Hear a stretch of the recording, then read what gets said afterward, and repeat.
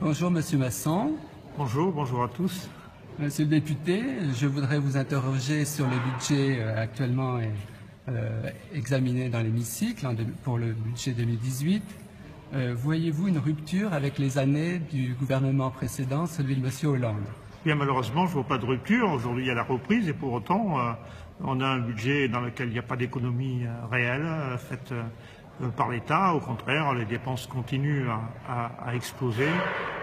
Les seuls efforts qui sont demandés sont les efforts auprès des collectivités locales. Le déficit va s'accroître. Bientôt 2200 milliards de dettes. C'est insupportable pour les Français et pour les générations futures. Monsieur le député, pouvez-vous nous dire quel sera l'impact de ce budget sur les familles? Écoutez, on va augmenter les pressions sur les diverses taxes. La taxe sur le gasoil va atteindre la taxe de l'essence, donc évidemment à la hausse. À cela s'ajoute aussi la taxe carbone qui viendra se surajouter, c'est-à-dire que le litre de gasoil va coûter 1,60 € d'ici 4 ans, progressivement, en tenant compte, en se basant sur une stabilité du baril. Si le baril augmente, évidemment, le prix sera encore plus important. Le paquet de cigarettes à 10 €, des augmentations d'un certain nombre d'autres tarifications.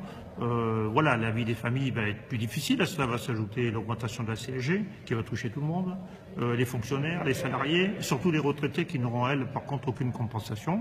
Et l'augmentation de la CSG, c'est quand même 22% de plus. Donc, effectivement, les familles vont être à la diète.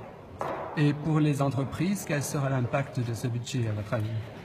Alors là, j'ai été vraiment surpris parce que Emmanuel Macron a fait sa campagne en disant qu'il fallait relancer la compétitivité des entreprises. Et rien de cela, puisque c'est 3 milliards de ponctions supplémentaires qui va se faire sur les entreprises. Et donc forcément, la compétitivité ne sera pas au rendez-vous.